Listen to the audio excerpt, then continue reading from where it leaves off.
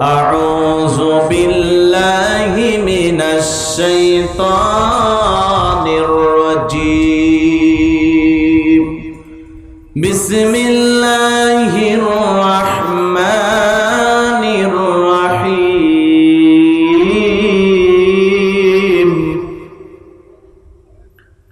বিতাড়িত মুদ্দাত শয়তানের কাছ থেকে আল্লাহর কাছে আশ্রয় প্রার্থনা চাচ্ছি। পরম করুণাময় সীমদয়ালু আল্লাহর নামে শুরু করছি। ইন্নাল্লাযীনা ক্বালু রাব্বুনাল্লাহু সুম্মা ইসতাকামু তাতানাজ্জালু আলাইহিমুল মালাইকাতু আল্লা তাখাফু ওয়া লা তাহজানু وابشروا بالجنة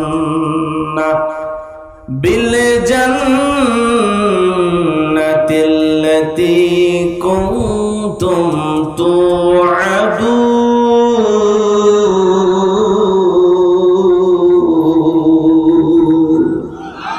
আরো জোরে বলেন আল্লাহু আকবার।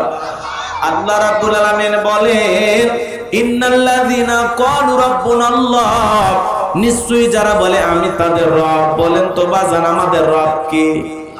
আসমানের দিকে একটা হাত তুলে সাক্ষী দিয়া বলেন তো আমাদের রব কে? আরো জবান ছেড়ে ডাক দিয়া বলেন তো আমাদের রব কে? আরো জোরে বলেন আল্লাহ। আমাদের রব কে? আরো জোরে বলেন আমাদের রব কে? হাত নামান বাজান গো আমার, জবান উচ্চারণ করে যারা আল্লাহ আল্লাহ বলে ডাক দিলেন, বলেন তো আমাদের আল্লাহ খুশি না বেজার? এ বাজান গো আমার, ভালো করে বোঝার চেষ্টা করবেন। ইন্নাল্লাযীনা ক্বালু রাব্বুনাল্লাহ, নিশ্চয়ই যারা বলে আমি তাদের রব।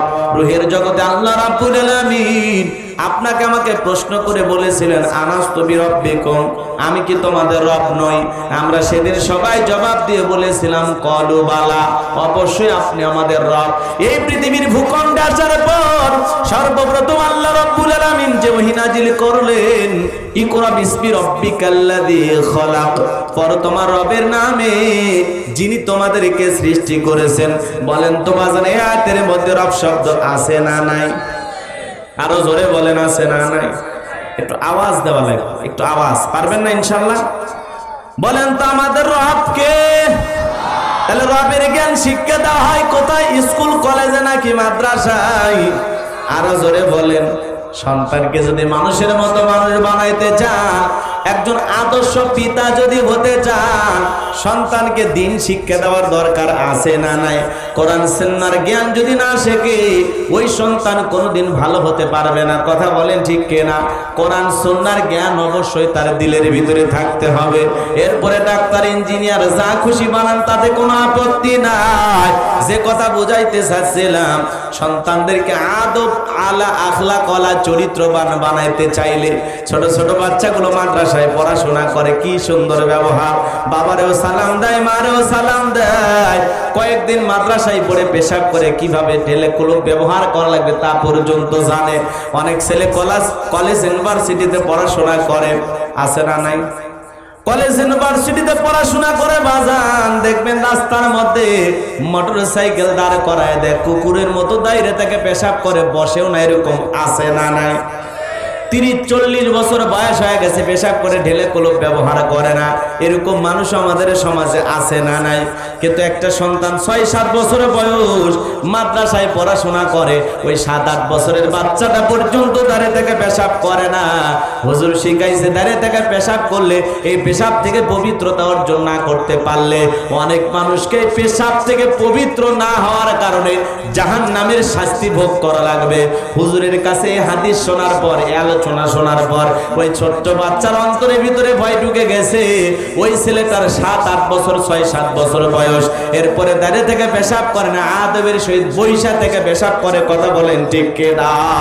এজন্য মুসলমান দিলের কানটা লাগায় শুনবেন, সন্তানকে যদি মানুষের মতো মানুষ বানাইতে চান, মরার পরে সন্তান কবরের পাশে দাঁড়িয়ে দোয়া করুক, মরার পরে আপনার লাশটা কাঁধের মধ্যে দিয়া সন্তানটা জানাজার নামাজ আদায় করে আপনারে কবরে রাখুক। এমন সন্তান যদি মনের মধ্যে বাসনা করে থাকেন তাহলে সন্তানকে মাদ্রাসায় পড়াইতে হবে। কথা বলেন ঠিক কিনা? এইজন্য আল্লাহ রাব্বুল আলামিন বলেন ইকরা বিসমি রাব্বিকাল্লাযী খলাক, বড় তোমার রবের নামে যিনি তোমাদেরকে সৃষ্টি করেছেন। তাহলে রবের জ্ঞান শিক্ষা দেওয়া হয় মাদ্রাসায়। আমাদের সন্তানগুলোকে মাদ্রাসায় পড়ানোর দরকার আছে না? না। ভালো করে বোঝার চেষ্টা করবেন বাজান, মাদ্রাসায় যে সন্তানগুলো পড়াশোনা করে ওরা কোনোদিন মাতা পিতাকে পেটায় না, ওরা কোনোদিন পিতা মাতাকে কষ্ট দেয় না, ওরা কোনোদিন বিবিকে পেটায় না, ওরা কোনোদিন সমাজের মানুষের সাথে হিংসা করে না, অহংকার করে না, ওরা কোনোদিন মানুষকে গালমন্দ করে না। কথা বলেন ঠিক কিনা? আপনাদের ইমাম সাহেব কি আপনাদেরকে গালি দেয়? কথা কম। আপনাদের এলাকায় যারা হাফেজ, আলেম, মুফতি, মুহাদ্দিস আছে ওরা কি মানুষের সাথে ঝগড়া করে, মারামারি করে? দেখছেন? মারে পিটাই, বাবারে পিটাই, এরকম দেখেছেন? আর অসংখ্য কলেজ, ইউনিভার্সিটি, দেশ বিদেশ থেকে পড়াশোনা করে আসছে, শুধু ভিতরে দ্বীনের জ্ঞান না থাকার কারণে, কোরআন সুন্নাহর জ্ঞান না থাকার কারণে মা বাবারে পিটায় বৃদ্ধাশ্রমে পাঠাইছে। এরকম সমাজে শিক্ষিত সন্তান আছে না? না। ভালো করে বুঝবেন, সন্তানকে সুশিক্ষায় শিক্ষিত বানাইতে হবে, দ্বীনের ইলম শিক্ষা দিতে হবে, কোরআন সুন্নাহর সঠিক জ্ঞান তার ভিতরে শিক্ষা দিতে হবে। রাগ করেছেন মনে? অনেক কথা বলতে মনে চায়, সময় সংক্ষিপ্ত, হালকা করে টাচ দিয়ে সামনের দিকে যাব। আমার যুবক ভাইরা ভালো করে বোঝার চেষ্টা করবেন। তাহলে এই আয়াতের ভিতরে রব শব্দ আছে না নাই? তাহলে জীবনের পরেতে পরেতে সব জায়গায় রব। আপনি আমি জীবনে সবচাইতে যেই সূরাতে বেশি তেলাওয়াত করি, যেই সূরাটি তেলাওয়াত না করলে আমাদের সালাত হবে না, সূরাতুল ফাতিহার 1 নাম্বার আয়াত। জবান ছেড়ে সবাই বলুন আলহামদুলিল্লাহি রাব্বিল আলামিন। বলেন তো আয়াতের ভিতরে রব শব্দ আছে না নাই? সমস্ত প্রশংসা, যাবতীয় প্রশংসার একমাত্র মালিক তিনি, সৃষ্টিগুলো রব, আমাদের প্রতিপালক আমাদের আল্লাহ যিনি। তাহলে আয়াতের ভিতরে রব শব্দ আছে। আপনি আমি যখন রুকুতে চলে যাই কি তাসবিহ পড়ি?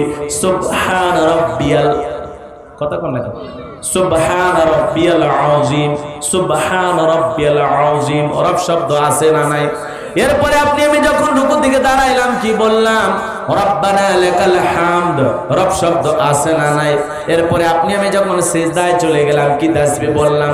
সুবহান রাব্বিয়াল আলা, সুবহান রাব্বিয়াল আলা, রব শব্দ আছে না নাই? এরপরে আপনি আমি যখন নামাজ শেষ করলাম, মুনাজাত করলাম, দোয়া প্রার্থনা করলাম, আল্লাহর কাছে যখন দোয়া করি কি বলি? রব্বানা আতিনা ফিদ দুনিয়া হাসানাতাও ওয়া ফিল আখিরাতি হাসানাতাও ওয়া কিনা আযাবান নার। সূরা বাকারা 201 নম্বর আয়াত। আল্লাহ রাব্বুল আলামিনের কাছে বললাম, হে আমাদের রব, আমাদেরকে দুনিয়ার কল্যাণ দান করো, আখিরাতের কল্যাণ দান করো, আর কঠিন জাহান্নামের আগুন থেকে আমাদেরকে মুক্তি দাও। তাহলে ইহকাল পরকালের কল্যাণ দেওয়ার মালিক কে? যাবতীয় কল্যাণ কার হাতে? জাহান্নাম থেকে মুক্তি দিতে পারেন কে? এ বাজান গো আমার, জীবনের পরতে পরতে সব জায়গায় রব পবিত্র কুরআনুল কারীমের সর্বশেষ যেই সূরা, সূরাটির নাম হলো নাস, তার 1 নাম্বার আয়াত, কুল আউযু বিরাব্বিন নাস, রব শব্দ আছে না নাই? এরপরে আপনি আমি যেদিন মারা যাব, এ বাজান গো আমার, ওই মসজিদের মাইকে যখন এলান জারি হবে, এই গ্রামের মুখ ব্যক্তি বেঁচে নাই, ইন্না লিল্লাহি ওয়া ইন্না ইলাইহি রাজিউন। আপনার আমার মৃত্যুর সংবাদ শোনার পর ছেলেটা কেঁদে বলবে বাবা নাই, মেয়েটা কেঁদে বলবে বাবা নাই, প্রিয়তমা স্ত্রী কেঁদে বলবে স্বামী নাই, মা বাবা বেঁচে থাকলে বলবে কলিজার ধনটা হারাইলাম। পাড়া প্রতিবেশী সবাই আপনার মৃত্যুর সংবাদ শুনে বাড়িতে চলে আসবে, সবাই চোখের পানি ছেড়ে দিয়া কাঁদবে। দেখে রঙিন পোশাক খুইলা, সাদা কাপড়ের মধ্যে জড়াইয়া, চকলেটের মতো মরাইয়া, মসজিদের খাটিয়াতে তুইলা 4 জন বরযাত্রী ধইরা ওই অন্ধকার কবরে রেখে আনবে। এক এক করে 3 জন মানুষ কবরের ভিতরে নামবে, লাশটা রাখার পর এক এক করে সবাই উঠে আসবে। ওই অন্ধকার কবর থেকে দূর আকাশটা মিটিমিটি করে হালকা হালকা একটু একটু দেখা যায়। আস্তে আস্তে যখন বাঁশের বিছানা বিছাইয়া দেবে, এরপরে যখন কবরের ওপরে মাটি দিয়া দেবে, কবরটা হয়ে যাবে খটখটে অন্ধকার, আর কিছু দেখা যাবে না বাজার, শুধু মানুষের পায়ের আওয়াজ শোনা যায়। সবাই দোয়া করে দাপন কাপন শেষ করে কবরে রাইখা নিজেদের বাড়ির দিকে চলে যায়। আপনি আমি কবর থেকে যতই চিল্লায় ডাক দেই, একা রাইখা যাও না, আমার সঙ্গে নিয়ে যাওয়া, তো আমার সাথে কেউ থাকো, আমার বড় ভয় করে তোমরা একা রাইখা কবরে কেউ চলে যেও না। আপনার আমার কান্না কাটি আহাজারি কেউ শুনবে না। ওই কবরের ডানে মাটি বামে মাটি, মাটির হবে বিছানা, ওপরেতে বাঁশের ছাউনি, কবর নাম তার ঠিকানা। খটখটে অন্ধকার কবর, ওই কবর বড় কঠিন জায়গা। বিশ্ব নবী ডেকে বলেন যে কবরে চলে গেল তার চাইতে অসহায় আর কেউ নাই। আমার নবী বলেন ক্বালা ক্বালা রাসূলুল্লাহ সাল্লাল্লাহু আলাইহি সাল্লাম ইন্নামাল কুবুর রাউযাতুম মিন রিয়াদিল জান্নাহ আও হুফরাতুম মিন হুফারিন নার, রাওয়াহু তিরমিজি। বিশ্ব নবী ডেকে বলেন যে ব্যক্তির আমল ভালো, মৃত্যুর সঙ্গে সঙ্গে আল্লাহ রাব্বুল আলামিন তার কবরটাকে জান্নাতের বাগান বানায় দিবেন, বলুন সুবহানাল্লাহ। আর যে ব্যক্তির আমল খারাপ, আও হুফরাতুম মিন হুফারিন নার, তার কবরটা হবে জাহান্নামের আগুনের গর্ত। ওই কবরের ভিতরে আপনাকে আমাকে যেতে হবে বাজান, একা একা অন্ধকার কবরে কেমনে তাকে সুপারিশ প্রাপ্ত উম্মত যদি না হতে পারি, আল্লাহর প্রিয় মাহবুব মুত্তাকি বান্দা যদি না হতে পারি, ওই কবরের ভিতরে যারা গুনাহ নিয়ে যাবে বাজার, কবরের মাটি এমন জোরে চাপ দেবে গো, এক পাজরের হাড় অন্য পাজরে ঢুকে যাবে, চূর্ণ বিচূর্ণ হয়ে যাবে দেহের অবস্থা। ওই অন্ধ ফেরেশতা, কানে শোনে না ফেরেশতা, হাতুড়ি দিয়ে বাড়ি দেবে, মাথা চূর্ণ বিচূর্ণ হয়ে যাবে। বিষাক্ত সাপ কবরের ভিতরে সবল বাড়বে, এক একটা সবলের পা থেকে মাথা পর্যন্ত বিচের যন্ত্রণা, জ্বালা যন্ত্রণা এত হবে। এ বাজান গো, আমার নেক আমল নিয়ে যারা যাবে তাদের কোনো টেনশন নাই, ভয় নাই, কিন্তু যারা গুনাহ নিয়ে কবরে যাবে তাদের অবস্থা ভালো হবে না। এই জন্য আল্লাহ পাক বলেন ফামাই আমাল মিসকাল আযারাতিন খায়রান ইয়ারা ওয়া মাই আমাল মিসকাল আযারাতিন শাররান ইয়ারা। বান্দারে যারা পরিমাণ অনুপরিমাণে যদি নেক আমল করে থাকো, ওইটাও তোমার আমল নামে লিপিবদ্ধ করা আছে। আর তুমি যদি যারা পরিমাণ অনুপরিমাণে গুনাহ করে থাকো, সেইটাও তোমার আমল নামে লিপিবদ্ধ করা আছে, লেখা আছে। মরার পরে যারা গুনাহ নিয়ে অন্ধকার কবরে চলে যাবে, কবর তাদের আযাবের জায়গা হবে। আর কবরে আযাব হইলে আমরা সহ্য করতে পারবো না, আর কবর যাদের ভালো হবে না তাদের অবস্থাও ভালো হবে না।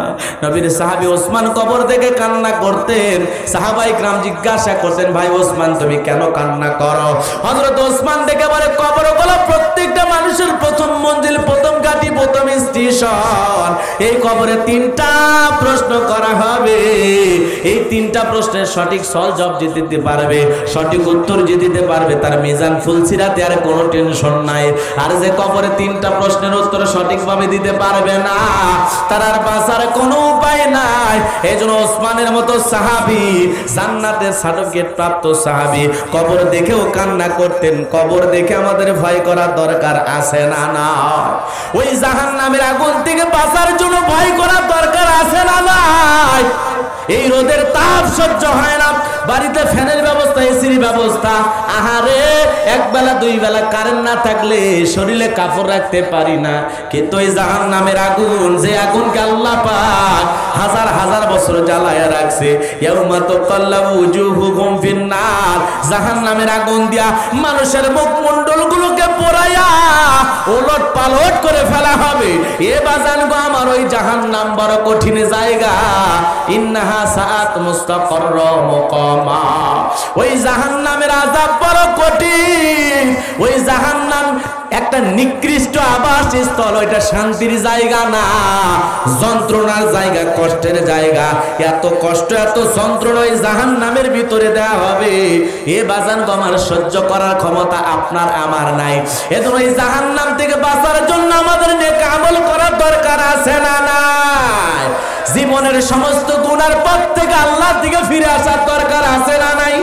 ভালো করে বোঝার চেষ্টা করবেন। লম্বা হয়ে যাবে, লম্বা করতে পারবো না। সংক্ষিপ্ত পরিসরে যে কথা বলতে চাই, জাহান্নামের বয়ান যদি করি তাও 2-3 দিনে শেষ হবে না। হে বাজান গো আমার, ওই জাহান্নামের আগুন থেকে বাঁচার জন্য মালিকের কাছে চোখের পানি ছেড়ে দিয়ে কাঁদতে হবে, আল্লাহর কাছে প্রতি ওয়াক্ত নামাজ পড়ে কাঁদতে হবে, দোয়া করে বলতে হবে রব্বানা সরিফ আন্না আযাবা জাহান্নাম ইন্না আযাবাহা কানা গরামা আল্লাহুম্মা আজরিনা মিনান নার আল্লাহুম্মা আজরিনা মিনান নার আল্লাহুম্মা আজরিনি মিনান নার। আল্লাহর কাছে জাহান্নামের আগুন থেকে মুক্তি চাইতে হবে। ওই কঠিন জাহান্নামের আযাব আমরা কেউ সহ্য করতে পারবো না। এ বাজার গো আমার, ওই জাহান্নামকে আল্লাহ পাক হাজার হাজার বছর জ্বালাইয়া এই দুনিয়ার আগুনের চাইতে 70 গুণ স্পিরিট জাহান্নামের আগুনের বেশি। অন্ধকার রাত্রির মতো ভয়ঙ্কর আগুন জাহান্নামের, সহ্য করার ক্ষমতা আপনার আমার কারোই নাই। ওই জাহান্নামের আগুন থেকে বাঁচার জন্য আমাদের দুনিয়াতে নেক আমল করার দরকার আছে না নাই? নামাজ পড়ার দরকার আছে না নাই? আল্লাহর গোলাম হওয়ার দরকার আছে না নাই? ছেলে মেয়েকে দিন শিক্ষা দেওয়ার দরকার আছে না নাই? বিবিকে পর্দা করানোর দরকার আছে না নাই? সমস্ত হিংসা বিদ্বেষ থেকে নিজেকে বাঁচিয়ে রাখার দরকার আছে না নাই? রাগ করতেছেন মনে হয়। ওই কবরে 1 নাম্বার প্রশ্ন করবে, মার রব্বুকা, তোমার রবকে? রব শব্দ আছে না নাই? ভালো করে বোঝার চেষ্টা করবেন। রুহের জগতে রব, জীবনের পরতে পরতে সব জায়গায় রব। কবরে ঢোকা মাত্র, আপনাকে আমাকে রাখা মাত্রই প্রশ্ন করা হবে, মার রব্বুকা, তোমার রবকে? দুনিয়াতে কার গোলামি করছো, কাকে প্রভু হিসাবে মানছো, কার কথায় ওঠা বসা করছো, কে তোমার মালিক ছিল, কে তোমার প্রভু ছিল, কে তোমার রব ছিল? তাড়াতাড়ি করে বলো। বলেন তো, দুনিয়াতে যারা রবের গোলামি করেছে, নেক আমল করেছে, কোরআন সুন্নাহ মোতাবেক চলেছে, হক্কানি উলামা ইকরাম বয়ানের মাধ্যমে যা বলেছে, আজকে সমাজের অনেক মানুষ আছে, আমরা এই জায়গায় বসে আমরা ওয়াজ করতেছি। বলেন তো বাজান, আপনাদেরকে যদি বলা হয় ভাই নামাজ পড়া লাগবে, কোরআন শরীফের কোথায় আছে আপনি কি জানেন? বলতে পারবেন? বলতে পারবেন না। অনেকে বলবে হুজুর আপনারাই ওয়াজ করেছেন, সেখান থেকে শুনেছি নামাজ পড়া লাগবে, নামাজ 5 ওয়াক্ত ফরজ, এটা শুনেছি। অনেক মানুষের কাছে যদি বলা হয়, বলবে হুজুর ইমাম সাহেবদের কাছে, আলেমদের কাছ থেকে কথাগুলো শুনেছি, যাকাত দেওয়া ফরজ, আপনারা কোরআনে কোথায় আছে বলতে পারবেন? পারবেন না। যদি বলা হয় কোথায় শুনেছেন, আলেমদের মুখে শুনেছি, ইমাম সাহেবের মুখে শুনেছি, আলেমদের ওয়াজ নসিহত তাফসীরুল কোরআন মাহফিল গিয়ে এখানে শুনেছি। বিবিকে পর্দা করানো লাগবে, স্ত্রীকে পর্দা করানো লাগবে, মেয়েকে ফরজ পর্দা করানো লাগবে। এই কথা কোরআনুল কারীমের কোথায় আছে, কোন সূরার ভিতরে আছে আপনি বলতে পারবেন? পারবেন না। যদি বলা হয় কোথায় শিখেছেন, কোথায় শুনেছেন, কি বলবেন? এ কথা কোন না, হুজুরদের কাছে শুনেছি, আলেমদের কাছে শুনেছি, ইমামদের কাছে শুনেছি। কথা সত্য না?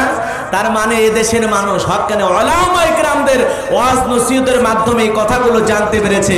কারণ এই দেশে সবাই কোরআন সুন্নাহর উপরে সঠিক জ্ঞান নাই, তারা আলেমদের কাছ থেকে শুনে শুনে আমল করে। আর এই ধারাবাহিকতা যারা বন্ধ করার ষড়যন্ত্র করে, ওরা কোনোদিন ইসলামের বন্ধু না, ওরা কোনোদিন মুসলমানের বন্ধু না, ওরা কোনোদিন আলেমদের বন্ধু না। ওরা কি বাস্তবায়ন করতে চায়, জাতির মানুষ ওদের গোপন তথ্য জানে। কথা ঠিক কি না? বোঝেন নাই কথা? বিবিকে যে পর্দা করানো লাগবে, কার কাছে শুনেছেন? কথা কোন না কেন? আলেমদের কাছে শুনেন নাই? হুজুরদের কাছে শুনেন নাই? নামাজ পড়া লাগবে 5 ওয়াক্ত ফরজ, কোথা থেকে? কোরআনুল কারীম গবেষণা করেছেন আপনি? পড়াশোনা করেছেন? করেন নাই। কাদের কাছ থেকে শুনেছেন? আলেমদের কাছ থেকে শুনেছেন। রাগ করেছেন মনে হয়, মনে খারাপ করেছেন যে আমরা দ্বীনের জ্ঞানগুলো পাই কোথায়? মসজিদের ইমামের খুতবার বয়ানে পাই, হক্কানি উলামা ইকরামদের দ্বীনি মজলিসে আমরা এই কথাগুলো জানতে পারি। আলেমদের সহবতিকে, হক্কানি উলামা ইকরামদের সান্নিধ্যে যা, আলেমদের সাথে মিশে আমরা এই কথাগুলো জানতে পেরেছি। কথা বলে ঠিক কি না? রাগ করেছেন মনে হয়? এগুলো সুন্দর জ্ঞান চর্চার জায়গা, ইলম চর্চার জায়গা, দ্বীন শিখার জায়গা, কোরআন সুন্নাহর প্রচার প্রসারের জায়গা ওরা বন্ধ করতে চায়। কি বলেন? বন্ধ করলে আমাদের অবস্থা ভালো হবে না খারাপ হবে? এ জোরে বলেন, ভালো হবে না খারাপ হবে? রমাদান মাসে রোজা ফরজ রাখা লাগবে, কাদের কাছে শুনেছি? আলেমদের কাছে শুনেছি। মানুষকে ইফতারি করাইলে সওয়াব পাওয়া যায়, কাদের মুখে শুনেছি? আলেমদের মুখে শুনেছি। এতে কাফে থাকলে লাইলাতুল কদর মিস হবে না। কাদের কাছে শুনেছি? আলেমদের বয়ানে, ইমামদের বয়ানে। কথা কোন ঠিক কিনা? আলেমদের বয়ানে চোর ডাকাত ভালো হয়, আলেমদের বয়ানে বাজে মানুষটা, খারাপ মানুষটা ভালো পথে আসে। আজকে তাদেরকে বলা হয় ধর্ম ব্যবসায়ী। নাউজুবিল্লাহ, আস্তাগফিরুল্লাহ। ধর্ম ব্যবসায়ী কারা? জাতির মানুষ যারা নির্বাচনের আগে মাথায় টুপি লাগায়া, যারা পাঞ্জাবি পইরা কয়েকদিন নামাজ পইরা এলাকায় দাফায়া দাফায়া নির্বাচনের আগে সালাম কালাম দিয়া কোরআন সুন্নাহর বিরুদ্ধে কোনো আইন পাস করা হবে না, যারা নির্বাচনী ইস্তেহারে নানামুখী কথা বইলা সাধারণ মুসলমানদের মন গলাইয়া যারা নির্বাচনে পাস করে, এরা হলো এই দেশের সবচাইতে বড় ধর্ম ব্যবসায়ী। কথা বলে ঠিক কিনা? আলেমদেরকে কয় ধর্ম ব্যবসায়ী, ওয়াজ ব্যবসায়ী। কেন? আলেমরা কি ওয়াজ মাহফিলে টাকা ইনভেস্ট করছে? কথা কর না কেন? ওয়াজ নসিহত করে, মানুষ খুশি হাদিয়া দেয়, যা দেয় তাই নেই। কোন হুজুর কি পিস্তল ঠেকায় টাকা নাই, বেটা এত দিতেই হবে? কথা কর না কেন? রাগ করেছেন মনে হয়? এই যে যশোরে মনিরামপুরে যে আমি আসছি, আপনারা ভালোবেসে দাওয়াত দিয়েছেন, হুজুর আপনার গাড়ি ভাড়া যা লাগে দেবো, এগুলো বাদ দিয়ে আপনারা হাদিয়া দেবো, ভালোবেসে ডাকছেন। এখন এই জায়গায় এসে কেউ যদি আমার পাঞ্জাবি হাদিয়া দেন, কেউ যদি 5-10 হাজার টাকা দেন, কেউ যদি লাউ কদু দেন, কেউ যদি চিংড়ি মাছ কিনে দেন, কেউ যদি লিচু কিনে দেন, হাদিয়া স্বরূপ যা দেবেন, যা হালাল আছে সব আমি নিয়ে যাব।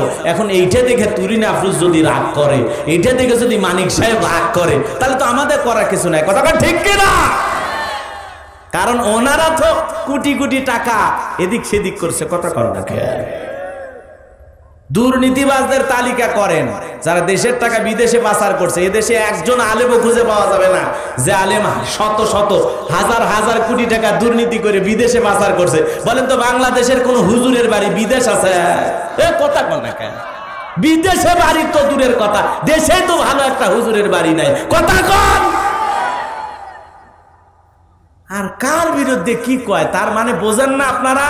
আপনাদেরকে ওয়াজ মাহফিল থেকে, ইসলাম থেকে আলেমদের জবান বন্ধ করার জন্য, বাক রুদ্ধ করার জন্য, হুজুরেরা যেন যা বলতেছে এইটাও যেন বন্ধ হয়, এটার জন্য একটা ষড়যন্ত্রের নীল নকশা ওরা বাস্তবায়ন করার চেষ্টা করতেছে। কিন্তু মুসলমান জীবিত থাকতে ওদের স্বপ্ন কোনোদিন বাস্তবায়ন হবে না। কথা বলে ঠিক কিনা?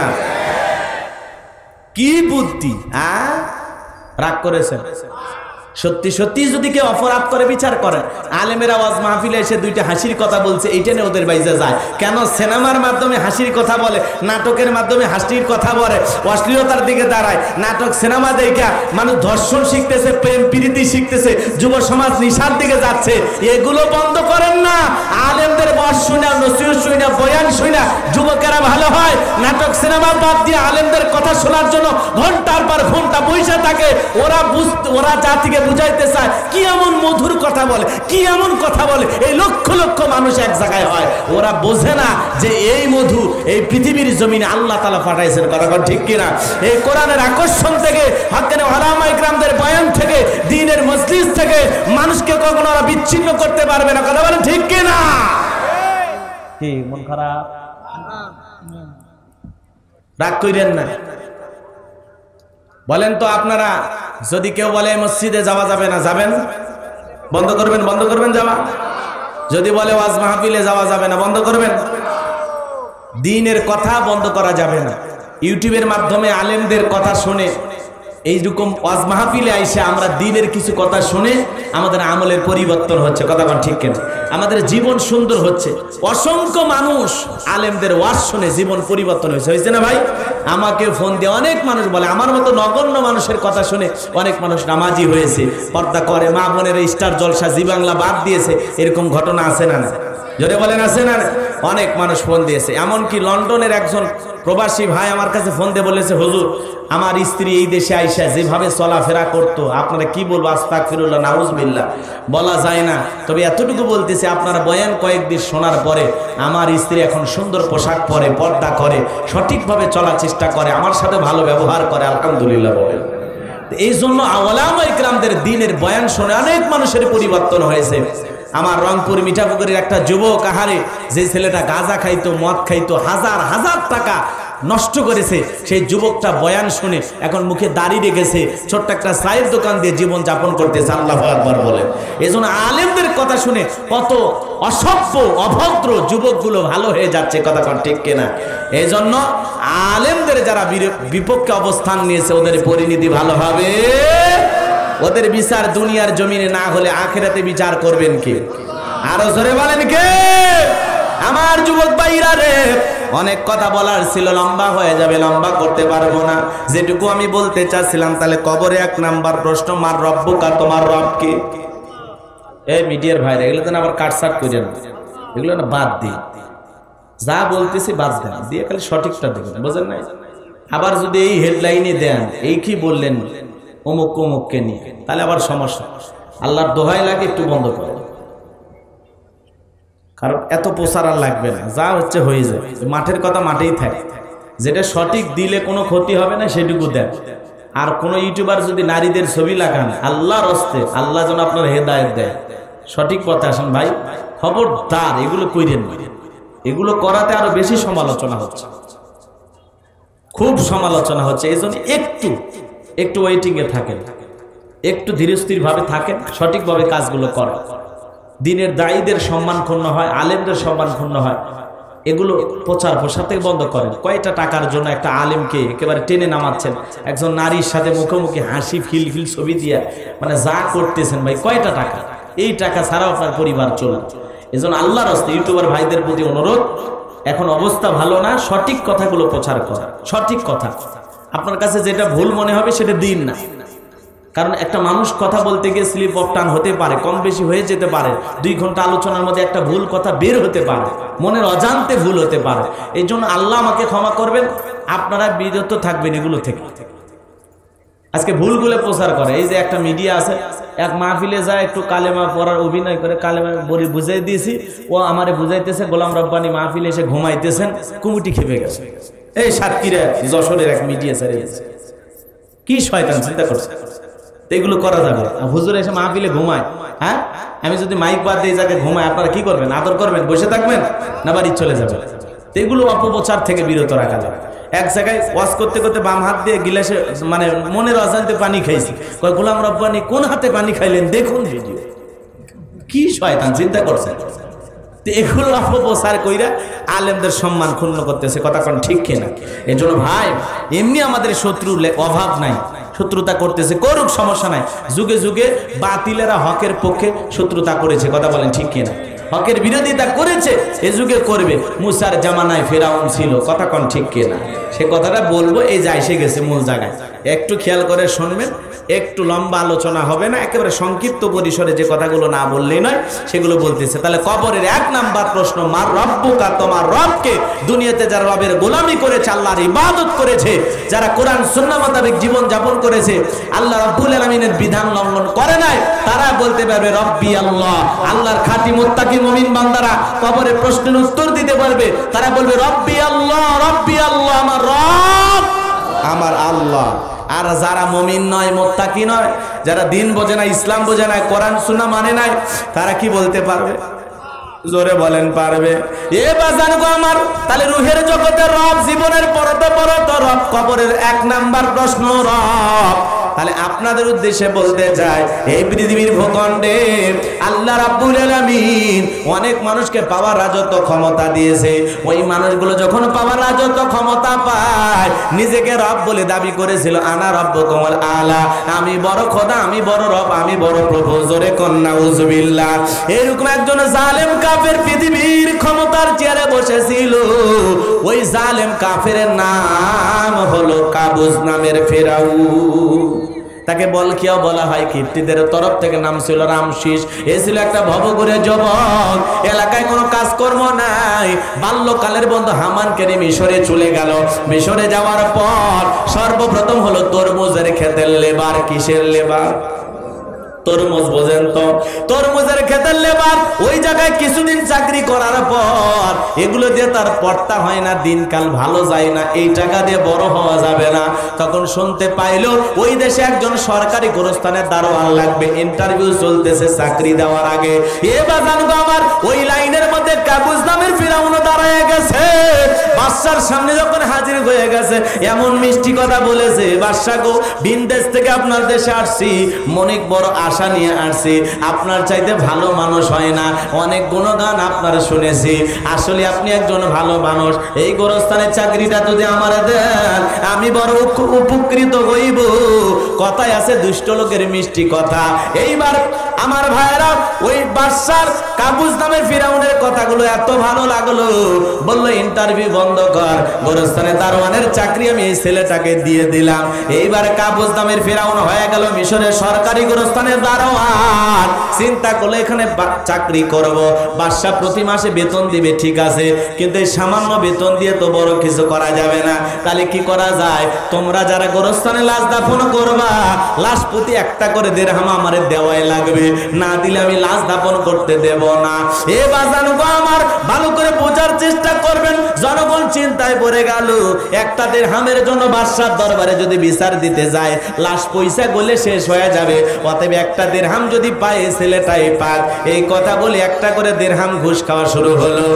আমাদের সমাজে মনে হয় ঘুষ নাই, কথা গণ লাগে, রাগ করেছেন মনে হয়। যারা নানান অপরাধে অপরাধী, যাদের মায়ের সাথে সম্পর্ক ভালো না, যাদের বিভিন্ন আজে বাজে কথা আজও সমাজে ছড়িয়ে আছে, তারা আবার আলেমদের বিরুদ্ধে লাগে, কথা কোন ঠিক কিনা? আমাদের সমাজে ঘুষ আছে না? জোরে বলেন আছে না? নাই? শোনো এই দেশটার গল্প করি, দেশটা মনে হয় স্বপ্ন পরি, শুধু খর মদ খর জুয়া খর হে তাই আছে ভুরি ভুরি, হে তাই আছে ভুরি ভুরি। এ দেশে অসৎ কামাই কেউ করে না, তবে ঘুষের টাকা পেলে কেউ তো ছাড়ে না। টেবিলের নিচ দিয়ে হাত বাড়িয়ে কালো টাকাটা নেই সারিয়ে, করছে ওরা বড় দেশের চুরি, করছে ওরা বড় দেশের চুরি। শোনো এই দেশটার গল্প করি, কথা বলে ঠিক কিনা? আজকে একটা ছেলের চাকরির জন্য 10 লাখ 15 লাখ 20 লাখ টাকা পর্যন্ত ঘুষ আছে না? কথা কন না গো, মিথ্যে মিথ্যে কথা বলতেছি না, বানায়া বলতেছি, নাই মনে হয়। এ বাজান গো আমার, এইবার ওই দেশে ডায়রিয়া কলেরা মহামারী দেখা দিল বাজার। এখনকার মহামারীর নাম করোনা, তখন যে মহামারী দেখা দিয়েছিল নাম ডায়রিয়া কলেরা। হাজার হাজার মানুষ মারা যায় আর গোরস্থানের ভিতরে লাশ দাফন হয়। এইভাবে অল্প সময়ের ব্যবধানে হাজার হাজার মানুষগুলো লাশ দাফন হওয়ার কারণে এত টাকার মালিক হয়ে গেল, টাকা রাখার আর জায়গা নাই। বাদশার দরবারে একদিন চলে গেল, বাদশা আমার একটু টাকা পয়সা হয়ে গেছে, এই সমাজের অনেক গরিব মানুষ আছে যারা আপনাকে খাজনা দিতে পারে না, অনেক গরিব মানুষ আছে 2 বেলা খাইতে পারে না, আমি গোরস্থানের দারোয়ান, ওই গরিব মানুষদের একটু খাজনা পরিশোধ করে দিতে চাই, ওই গরিবদের একটু পাশে দাঁড়াইতে চাই, আর যারা গরিব খাইতে পারে না ওদেরকে একটু টাকা পয়সা দিয়ে উপকার করতে চাই। বাদশা দেখে বলে তো ভালো উদ্যোগ, এমন ছেলে তো সমাজে দরকার। এইবার বাদশা বলে ঠিক আছে তুমি টাকা পয়সা না দরবারে চলে আসো, আমি গরিবদের ডাকার ব্যবস্থা করতেছি। হাজার হাজার মানুষকে দরবারে ডাকা হলো, শোনো গোরস্থানের দারোয়ান তোমাদের খাজনা পরিশোধ করে দেবে, গরিব মানুষদের টাকা দিয়ে সহযোগিতা করবে। এ বাজান গো আমার, আপনারাই বলেন তো নির্বাচনের আগে ভালো কাজ করার দরকার আছে না নাই? কথা কন না কে? আমাদের এলাকায় একজন 2 গাড়ি ইট পাড়তেছে, মানুষ যা বলে বাবা তুমি তো বড় কোনো নেতা না, ইট পাড়তেছো ব্যাপার কি? আপনারা কথা বলবেন না, বৃষ্টি হলে আপনাদের ছেলে মেয়ে স্কুলে যেতে পারে না, আপনারা হাট বাজারে যেতে পারেন না, চলতে গিয়ে আপনারা পিছলে পড়ে আপনাদের মাজা ভেঙে যায়, হাত ভেঙে যায়, আপনাদের কষ্টের কথা থেকে রাতের ঘুম আমার হয় না। আপাতত কাঁচা রাস্তায় ইট পারে দিয়ে গেলাম, আর যদি ভবিষ্যতে আমি আপনাদের কাছে দোয়া নিতে আসি, একবার যদি আমার মার্কার সিলমাইরা এলাকার নেতা বানায় দিতে পারে, আমার প্রথম টার্গেট আপনাদের কাঁচা রাস্তা পাকা করে দেব। এই কথা বলে সলা কলার অভিনয় কইরা জনগণ আমরা বুঝি না, এই এলাকায় ইয়াংস্টার 5 স্টার ক্লাব থাকে, ওখানে যায় 5 নাম্বার 6 নাম্বার মেসি ফুটবল কিনে দেয়, 2টা ফুটবল কিনে দিয়ে নেতা বলে ফুটবল শটাবি আর ফাটাবি, 12 মাসে 24টা কিনে দেওয়া হবে।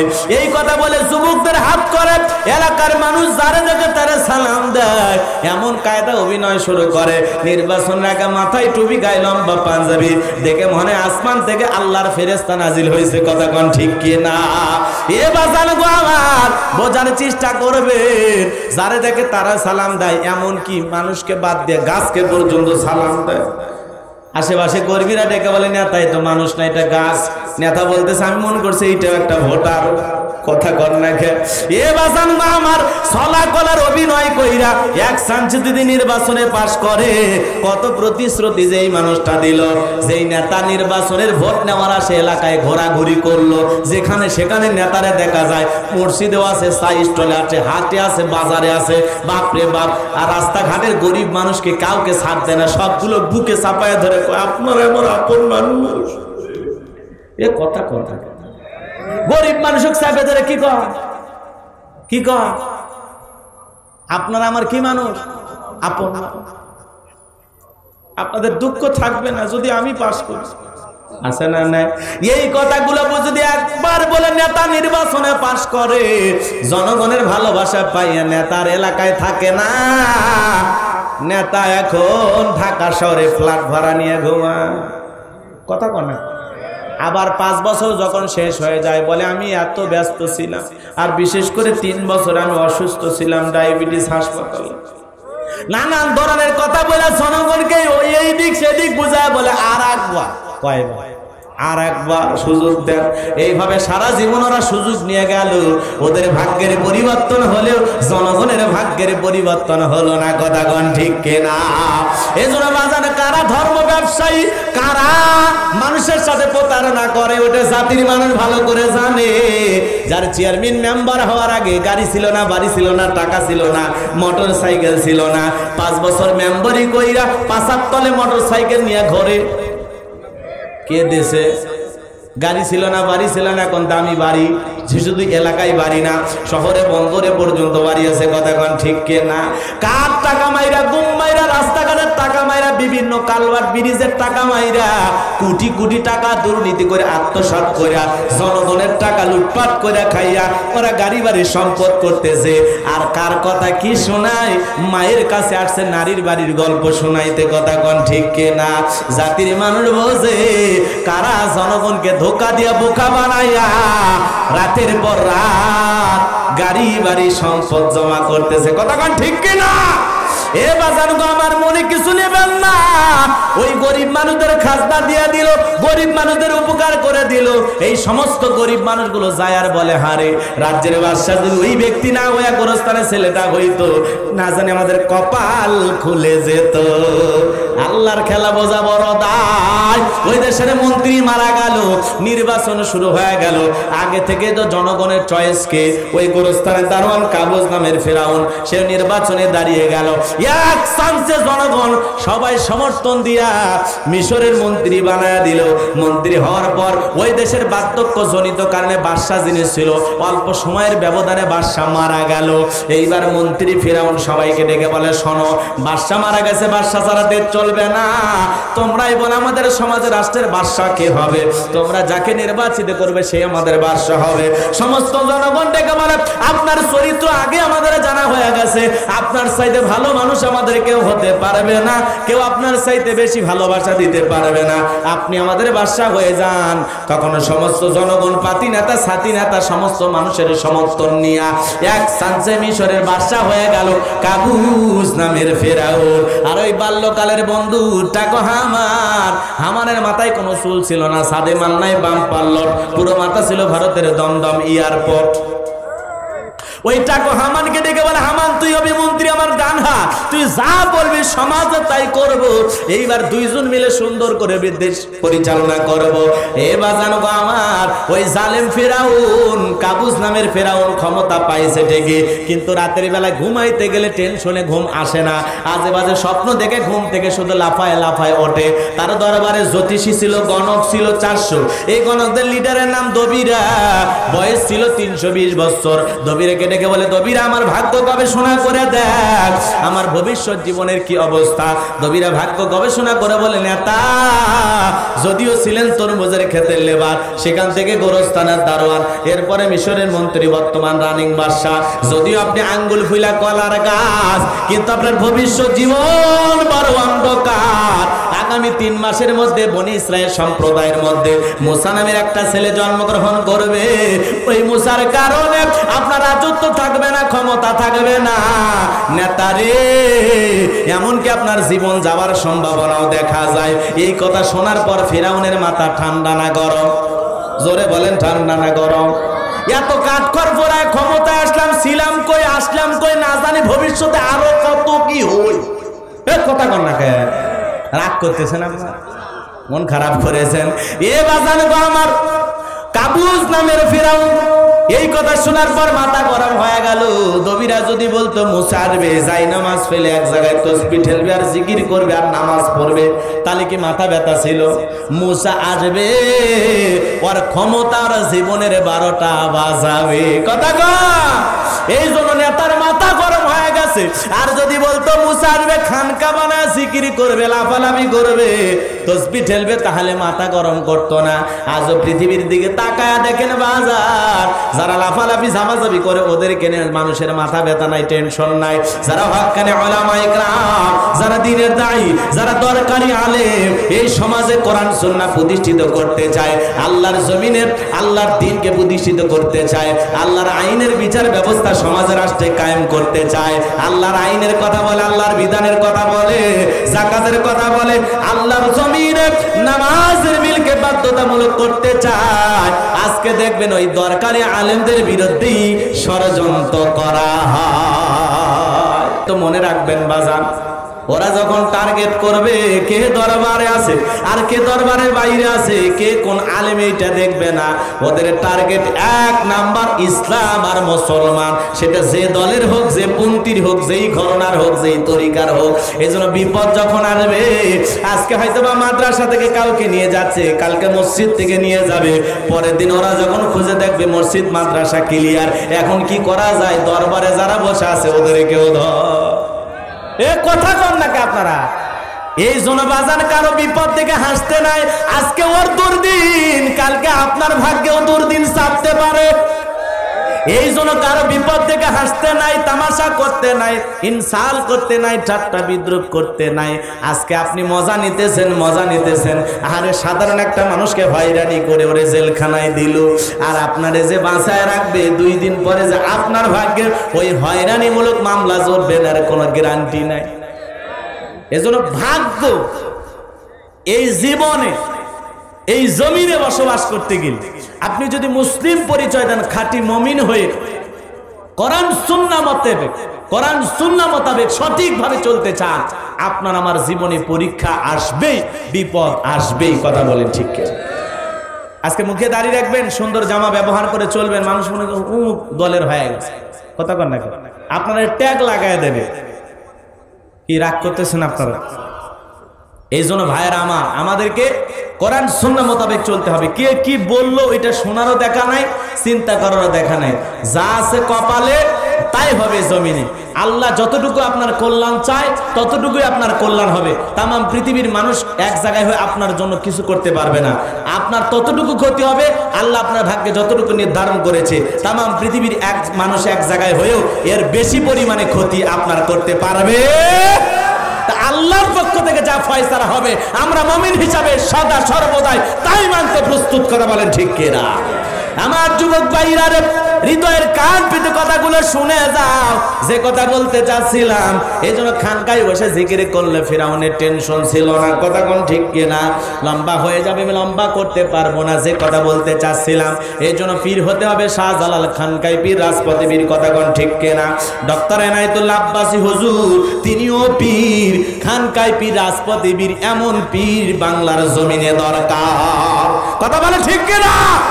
প্রত্যেকটা খানকার পীর যদি ডক্টর এনায়েতুল্লাহ আব্বাসীর মতো হুঙ্কার দিত, কোরআন সুন্নাহর পাণ্ডিত্য অর্জন করে সঠিক জ্ঞানের কথা প্রচার প্রসার করতে, আজকে যখন বিভিন্ন দল গোষ্ঠীর সাথে তিনি যখন ডিবেটে জড়ান, তিনি যখন তাদের টক শোতে যান, বিভিন্ন বিষয়ে কথা বলেন, এমন চমৎকার কিছু কথা বলেন যা তিনি মানুষ তাদের জন্য দোয়া করে কলিজা থেকে কথা বলেন, ঠিক কিনা? ডক্টর এনায়েতুল্লাহর মতো হাজার হাজার পীর বাংলার জমিনে দরকার, যাদের মাধ্যমে দেশের মানুষ সঠিক ইসলাম বুঝতে পারবে, কথা বলেন ঠিক কিনা? রাগ করেছেন মনে হয়। এ বাজানো গো আমার, কত কয়েকদিন আগে একটা টক শোতে তো আপনারা দেখেছেন, আহা আল্লাহর বান্দা কি চমৎকার কথাগুলো বলেছেন। এদেশের উলামা ইকরামদের পক্ষে, দ্বীনের দায়ীদের পক্ষে আমরা কলিজা থেকে দোয়া করি, আল্লাহ ডক্টর এনায়েতুল আব্বাসী হুজুরকে আপনি আরো সম্মান মর্যাদা আরো বাড়ায়া দেন, জোরে কোন আমিন। আল্লাহ তার সম্মান মর্যাদাকে আরো বাড়ায়া দেন। ওয়ারাফা'না লাকা যিকরাক, আল্লাহু আকবার। আরো জোরে বলেন আল্লাহু আকবার। কষ্ট পাচ্ছেন আপনারা? বিরক্ত হয়েছেন মনে হয়। কি কথা বলতে চাচ্ছিলাম ভুলে গেছেন। এই জন্য পীর হওয়া লাগবে শাহজালালের মতো, খানকায় পীর, রাজপথে বীর, নারাই তাকবীর হুঙ্কার দিয়েছে, গৌর গোবিন্দর পতন ঘটেছে, কথা কন। তারাও পীর ছিল। এই জন্য লাউ কদু গরু ছাগল পাওয়ার আশায় পীর সেজে বসে লাভ নাই, দিনের সঠিকটা প্রচার করতে হবে, কথা বলেন ঠিক কিনা? কেউ যদি ভালোবেসে হাদিয়া দেয় ওটা তো বোনাস, কথা কম, কিন্তু সঠিকটা আপনি প্রচার করেন। আজকে যারা দরবারের নামে, পীরের নামে ভণ্ডামি করে, ওদের কারণে ইসলাম আজকে কলুষিত হচ্ছে, কথা বলেন ঠিক কিনা? ওদেরকে দেখে মানুষ ইসলাম ভুল বুঝতেছে। কিছু ঝুলানো বাবা, এই যে বগুড়া মহাস্থানে এক বাবা নামছে, দড়ি দিয়ে রশি দিয়ে বান্দরের মতো ঝুলে আছে, ওই জায়গায় বসে আবার গাঁজাতে টান মারতেছে, নাউজুবিল্লাহ। বলেন এগুলো কোনোদিন পীর হতে পারে? এরা কোনোদিন খাঁটি মুসলিম হতে পারে? মুসলমানের ব্যবহার এরকম হতে পারে? পারে না। এই জন্য এইগুলো ভণ্ডদেরকে দেখা মনে করা যাবে না ইসলাম এগুলো ভণ্ডামি। এগুলো ভণ্ডামি করার জন্য ইসলাম আসে না, কথা বলেন ঠিক কিনা? আমার ভাইয়েরা, আজকে এগুলো ভণ্ডামি দেখে আলেমদের বিরোধী কথা বলা হয়, উল্টাপাল্টা মন্তব্য করা হয়। মনে রাখবেন, যারা অপরাধ করবে, যারা ভণ্ডামি করবে, ওদেরকে ধরেন, শাস্তি দেন, আমরা কোনো আপত্তি করব না, কথা কোন ঠিক কিনা? কিন্তু সাধারণ একটা কথা বিষয়, ছোটখাটো একটা বিষয় না, এদেশের শ্রেষ্ঠ সন্তান ওলামা ইকরামদের হয়রানি করা হবে, এদেশের মানুষ তা বরদাস্ত করবে না, কথা বলেন ঠিক কিনা? কারো কাছে বিচার না দিতে পারলে আমরা কার কাছে বিচার দেব? জোরে বলেন, মুমিনের আছে কে? আমরা আল্লাহর কাছে বিচার দেব। তাহাজ্জুদে দুফোঁটা চোখের পানি ছেড়ে দিয়ে দেশের শ্রেষ্ঠ সন্তান ওলামা ইকরামদের জন্য দোয়া করতে রাজি আছেন তো ইনশাআল্লাহ? রাজি আছেন তো ইনশাআল্লাহ? এ বাজান গো, আমার লম্বা হয়ে যাবে, আমি লম্বা করব না। ফিরআউনের মাথা গরম হয়ে গেল, এখন কি করা যায়? 3 মাস সময়, মাত্র কয়দিন? 3 মাস 90 দিন সময়। এ বাজার হামানকে ডেকে বলে, টাকো হামান এই দিকে। হামান বলে, নেতা কি হয়েছে? কয় মাথা গরম হয়েছে। কেন? কয় আগামী 3 মাসের মধ্যে মুসার জন্ম হবে, ওই মুসার কারণে রাজত্ব পাওয়ার ক্ষমতা থাকবে না, এমনকি জীবন যাওয়ার সম্ভাবনাও দেখা যায়। তখন কাবুস নামের ফিরাউনের কথা শোনার পর তাকে হামান বলতেছেন, নেতা টেনশন নেবেন না, মাইট ইজ রাইট, জোর যার মূল্য তার পাওয়ার, রাজত্ব ক্ষমতা তার হাতে, সে সমাজে রাষ্ট্রে যা বলবে তাই হবে। বলে কি করতে চাস? যত ছেলে সন্তান জন্মগ্রহণ করবে সবাইকে জবাই করে করে দুনিয়ার বুক থেকে বিদায় করে দেব। এই কথা শোনার পর ফিরাউন বলে, আসলে তোর টাকা মাথায় বুদ্ধি আছে, একেবারে খারাপ বুদ্ধি না, তবে বুদ্ধিটা ভালো। তবে শোন, ছেলেগুলোকে জবাই করে মারবি, মেয়েগুলোকে মারবি না, কারণ ছেলেদের মধ্যে আমার শত্রু আছে, মেয়েদের মধ্যে কোনো শত্রু নাই। তার মানে চোর হলো মানুষ ভালো, মোবাইল নিয়ে গেল, সিম খুলে দিয়ে গেল, কথা কোন ঠিক কিনা? এ বাজান গো আমার, এইবার হাজার হাজার সন্তান জবাই করা শুরু হয়ে গেল। লম্বা হবে, আমি লম্বা করতে পারতেছি না, গভীর মনোযোগ দিয়ে কথাগুলো শুনবেন। 3 মাস পার হয়ে গেল। এইবার দবিরাকে বলা হয়, দবিরা গবেষণা করে দেখ, আমার পথের কাটা আমার শত্রু মুসা মরল না বাঁচলো। দবিরা গবেষণা করে বলে, না তা যদি আপনি হাজার হাজার সন্তান জবাই করে বনি ইসরাইলের মায়ের বুক খালি করেছেন, কিন্তু আপনার পথের কাটা মুসা এখনো মরে নাই, মায়ের কোলে জীবিত আছে, সুস্থ আছে, কিন্তু কোথায় আছে এটা আমি বলতে পারবো না। মন খারাপ করছে। কোথায় আছে আমি এটা বলতে পারবো না। এই কথা শোনার পর ফিরআউনের মাথা আরো গরম হয়ে গেল। ইয়া তোমারা মারলাম, মুসারে মারতে পারলাম না। বলেন তো মুসারে মারা কি অত সহজ? ওয়া মাকারু ওয়া মাকারাল্লাহ ওয়াল্লাহু খায়রুল মাকিরিন। আরো জোরে বলেন আল্লাহু আকবার। এ বাজান গো আমার, আল্লাহ রাব্বুল আলামিন চাই মুসারে বাঁচাইতে আর ফিরআউন চাই মারতে। এ বাজান গো আমার, এজন্য হাজার হাজার মানুষকে সন্দেহ করছে খালি মুসা ধর জবাই কর, কিন্তু মুসা কয়জন আর মারছে হাজার হাজার জন। এজন্য জালিমদের কাছে অপরাধ করে একজন আর তার দায় ওরা শাস্তি দেয় হাজার জনকে। কথা কন ঠিক কি না? এ বাজান গো আমার, এইবার সেনাবাহিনীকে ফিরআউন ডেকে বলে শোনব, এত মারা মারলা, এত জবাই করা করলা, কিন্তু আসল নাই তো মরে না, এখনো নাকি মুসা জীবিত আছে। তাড়াতাড়ি করে এলাকায় যাও, তল্লাশি চালাও, চিরুন অভিযান চালাও, যেভাবে পারো মুসারে ধরো আর জবাই করো, আমার টেনশন দূর করো। এইবার ফিরআউনের সেনাবাহিনী খুঁজতে খুঁজতে মুসা নবীর বাড়ির দিকে রওনা করেছে। মুসা নবীর বরাবর নাম তার মারিয়ম ডেকে বলে, মা ওই যে ফিরআউনের সেনাবাহিনী দেখা যায় মা, আর বুঝি ভাইকে জীবিত রাখা যাবে না। মুসা নবীর মা এইবার সন্তানকে এদিক সেদিক দৌড়ায়, কে যেন ইলহামের মাধ্যমে আওয়াজ দেয়, বলে মুসার মা, তোমার জ্বলন্ত চুলার ভিতরে তোমার ছেলেটাকে ছেড়ে দাও, কথা দিলাম গো, তোমার ছেলেকে তোমার কোলে ফেরায় দেব। মুসা নবীর মা দেরি করলেন না, চুলার ভিতরে সন্তানকে ছেড়ে দিলেন। এইবার ফিরআউনের সেনাবাহিনী পুরো বাড়ি সার্চ করিবা যান চালায়, তল্লাশি চালায় চলে গেল, মুসা নবীরে খুঁজে পাইল না। এইবার মুসা নবীর বাবা ডেকে বলে, বিবি রে, ওই জালেমদের ভয়ে সন্তানটাকে ফেলে দিলি। আমার মন ডেকে বলে, মুসার মা, হয়তো আমার মুসার বেঁচে নাই, আগুনে পুড়ে কয়লা হয়ে গেছে। এই কথা বলে মুসা নবীর বাবা কান্দে, স্বামীর চোখে পানি দেখে মুসা নবীর মাও কান্দে। বলেন তো মুসা নবীর মা বাবার অন্তরে দয়া মায়া আছে? আমাদের মা বাবার অন্তরে বুঝি দয়া মায়া নাই?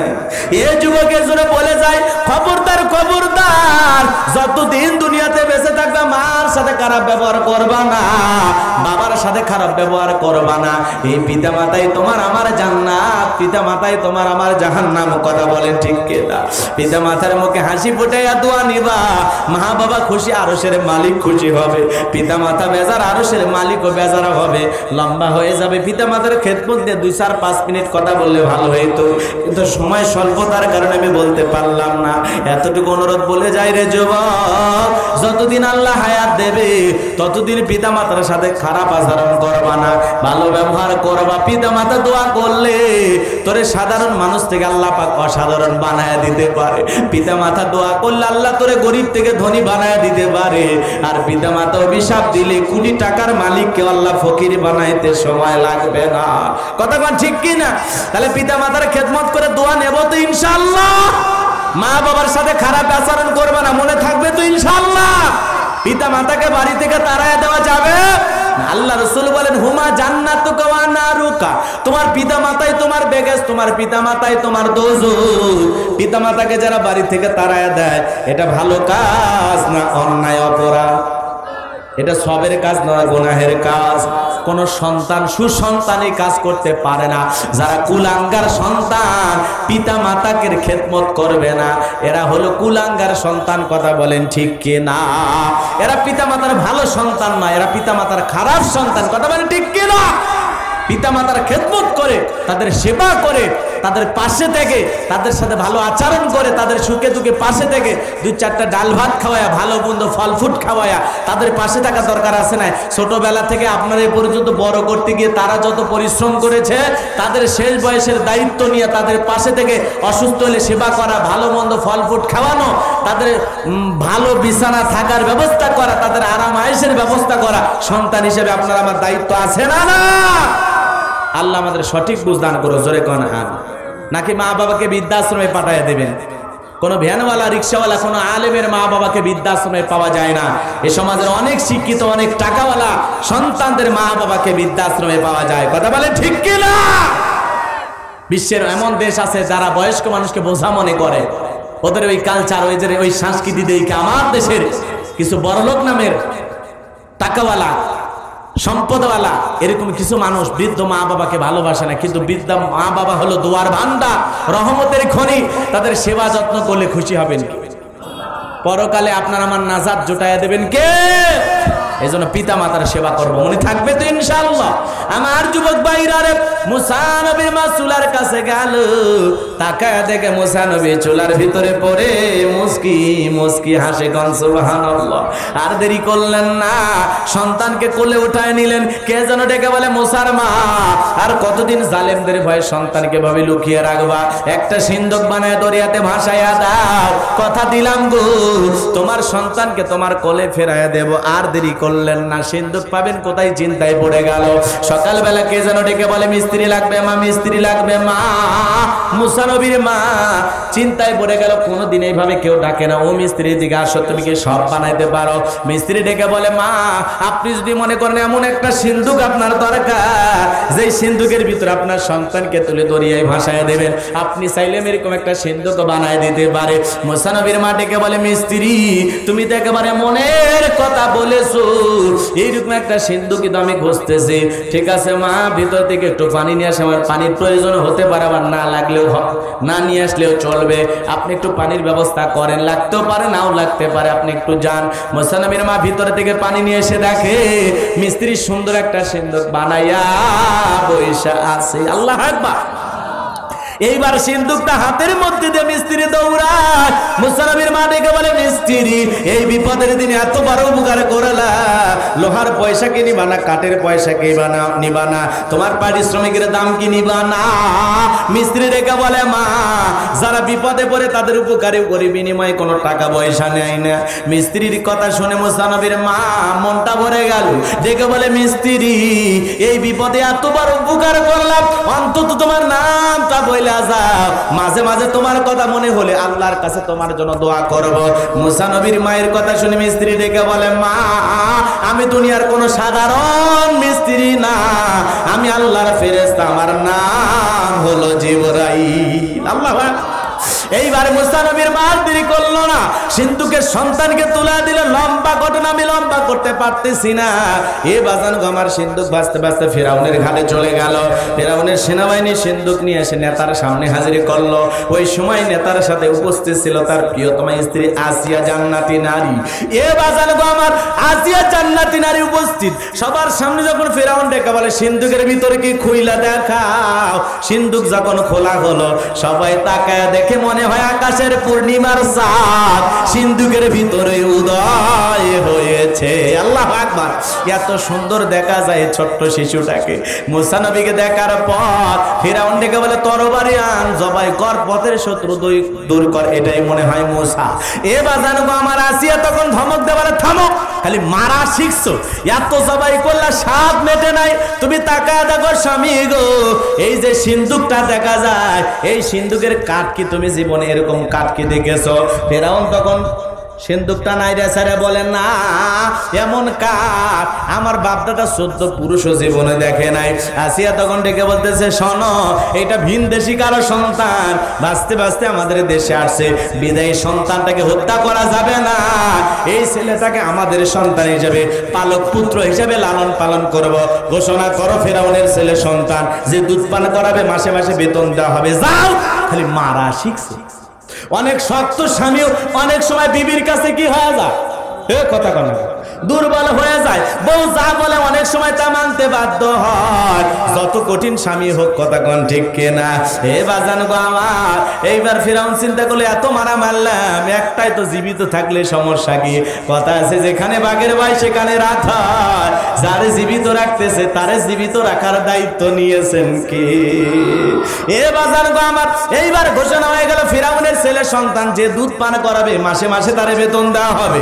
হাজার হাজার নারী আসছে, স্তন খুলে মুখ লাগায়, কিন্তু আল্লাহর পয়গাম্বার কোন মহিলার দুধ পান করে না। আল্লাহু আকবার। হাজার হাজার নারী ব্যর্থ হয়ে চলে গেল। ওই যে মুসা নবীর বড় বোন মারিয়ম সিন্ধুকের সাথে চলে আসছে। বাজান ভাসতে ভাসতে নয়, ও দেখে আসছে যে খেসতে খেসতে কই যায়, ভাসতে ভাসতে কই যায়, খবর নেওয়ার জন্য চলে আসছে। বুঝেন নাই? ভাসতে ভাসতে কই যায় আমার ভাই দেখার জন্য তার মা দায়িত্ব দিয়েছে। এইবার রানী আসিয়াকে ডেকে বলে, ও রানী আসিয়া, এমন একটা ধাত্রী, এমন একটা মহিলার খবর আমার কাছে আছে।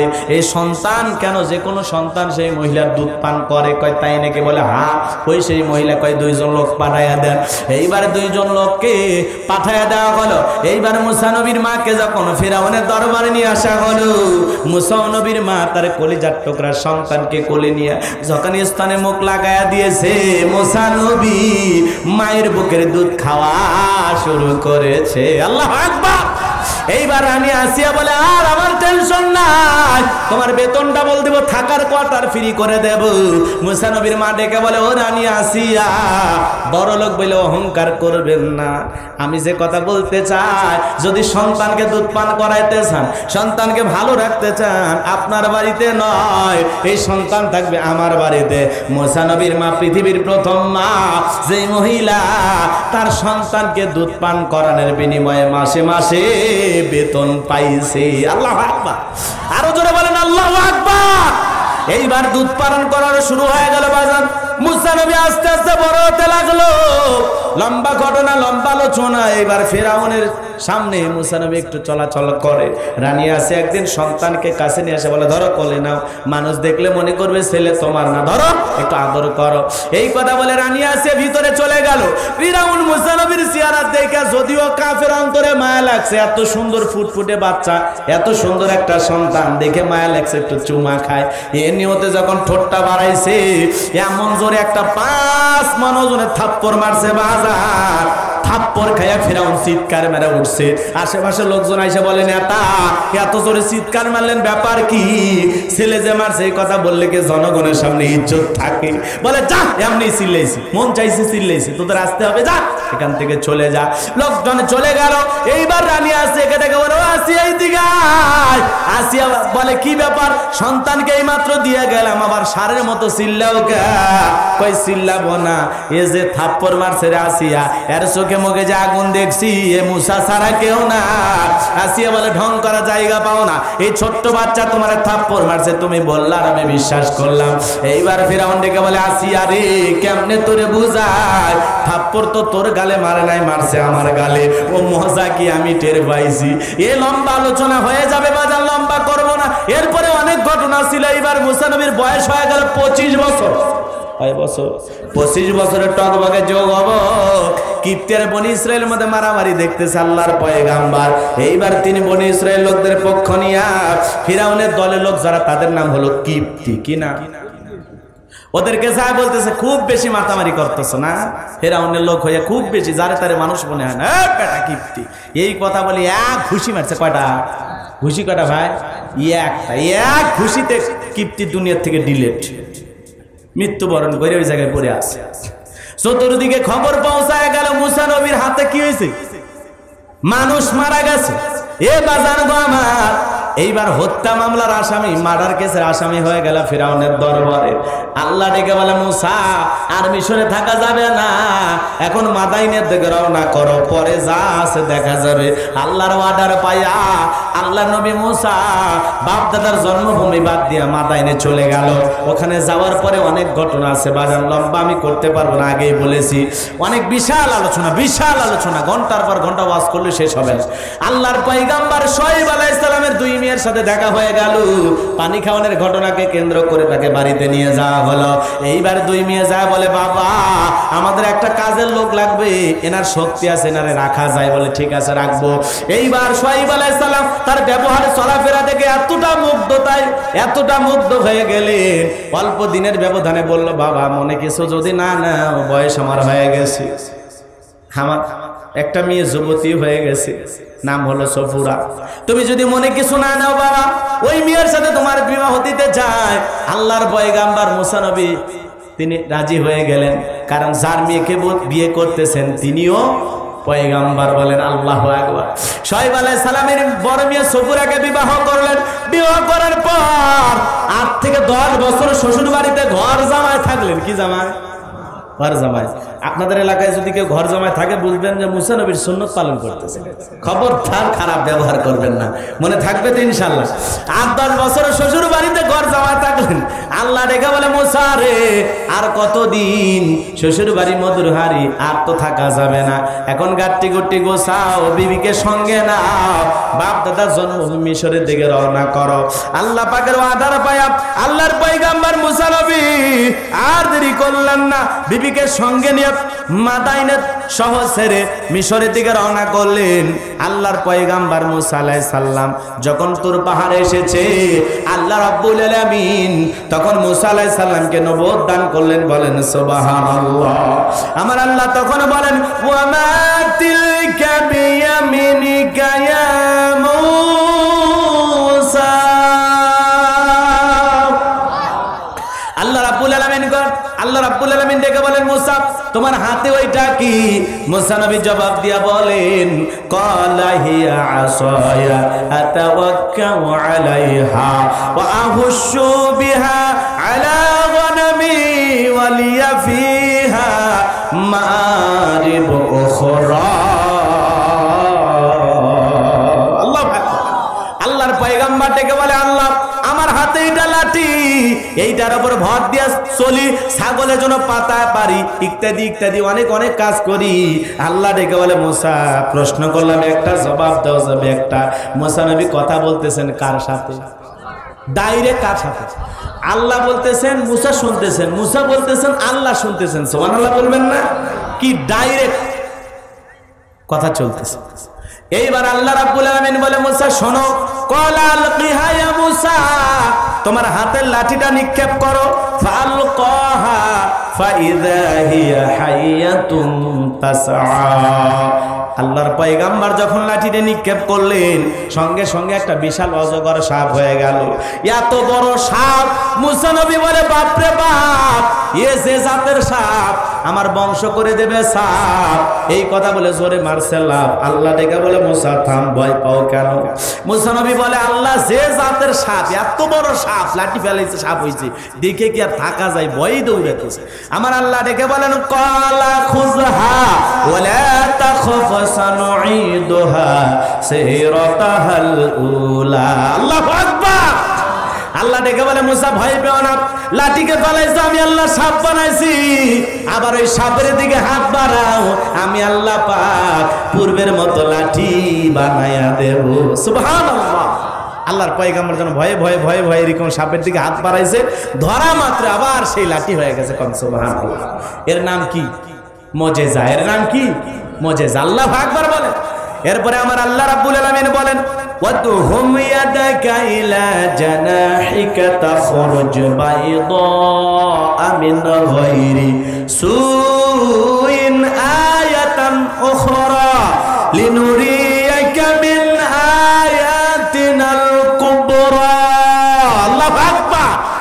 আল্লাহ ডেকে বলে মুসা তোমার ডান হাতটা বগল নিচে ঢোকা, ওখান থেকে বের করো, আমি আল্লাহ কোন দোষ ছাড়াই ধবধবে উজ্জ্বল সাদা চমৎকার দেখাবো। আল্লাহু আকবার।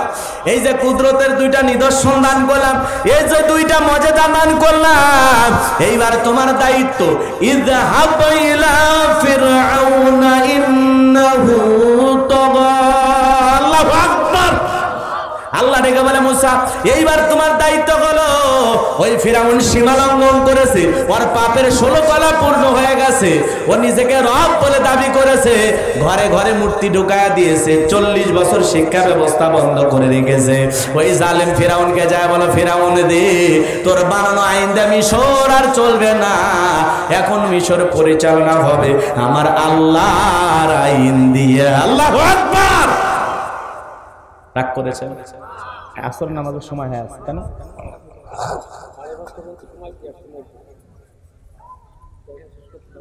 কষ্ট হচ্ছে আপনাদের? আসলে 3টার মধ্যে যদি ওঠা যাইতো একটু ভালো হইতো। উঠতে উঠতে 3:40, আরো 40 মিনিট যদি ওয়াজ করতাম, মোটামুটি আলোচনাটা একেবারে ফিনিশিং দেয়া যেত, শেষ করা যেত। যাই হোক, আসরের পরে হবে। বাপরে বাপ, মাশাআল্লাহ, আলহামদুলিল্লাহ। বলেছেন যে এতে আমি অনেক খুশি হয়েছি। কষ্ট পাচ্ছেন আপনারা? একেবারে সংক্ষিপ্ত পরিসরে যে কথাগুলো না বললেই নয়, সে কথাগুলো বলে আমি আলোচনা শেষের দিকে নিয়ে যাবো। একটু কষ্ট করে আমরা বারবার বলছি, এই জায়গায় আমরা নামাজ পড়ে যাবো, যারা নামাজি এ জায়গায় নামাজ পড়ে যাবেন ইনশাআল্লাহ। সম্মানিত ভাইয়েরা আমার, যে কথা বলতে চাচ্ছিলাম, এইবার আল্লাহর পয়গাম্বর মুসা আলাইহিস সালাম ডেকে বলে আল্লাহ আমি না তার দরবারে মার্ডার কেসের আসামি, গেলেই তো ফাঁসি দেবে। আল্লাহ ডেকে বলে মুসা ভয় পাওয়ার কোনো কারণ নাই, ছোটবেলা থেকে পর্যন্ত বাঁচায় রাখছি। আল্লাহ আকবার। বিদায় কোন জালেম তোমারে ফাঁসি দিয়ে মারবে না। আল্লাহ যদি কারো পক্ষে থাকে কোন জালেম ফাঁসি দিয়ে মারতে পারবে? আগুনে পোড়ায় মারতে পারবে, পানিতে ডুবায় মারতে পারবে? পারবে না। কথা ঠিক কিনা? পানিতে ডুবায় কি ইউনূস আলাইহিস সালাম মারা গেছে? কথা কোন? ইব্রাহিম আলাইহিস সালাম মারা গেছে? কেউ ফাঁসি দিয়ে মারতে পারবে? আল্লাহ যদি কারো পক্ষে থাকে, আল্লাহ যদি কারো হয়ে যায়, আর আল্লাহর যদি কোনো বান্দা হয়ে যায়, আল্লাহর প্রিয় বান্দাদেরকে কেউ কোনো ষড়যন্ত্র করে পৃথিবীর জমিন থেকে বিদায় করতে পারবে না। আল্লাহ তার ভাগ্যে লিখে রেখেছেন যতটুকু হবেও ততটুকু। কথা বলেন ঠিক কি না? এই জন্য মুমিনেরা কখনো হতাশাগ্রস্ত হওয়া যাবে না, ভেঙে পড়া যাবে না। কথা বলে ঠিক কিনা?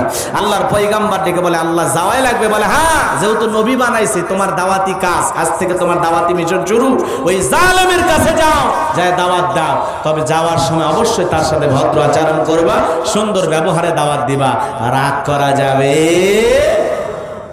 আমার ভাইরা, লম্বা আলোচনা।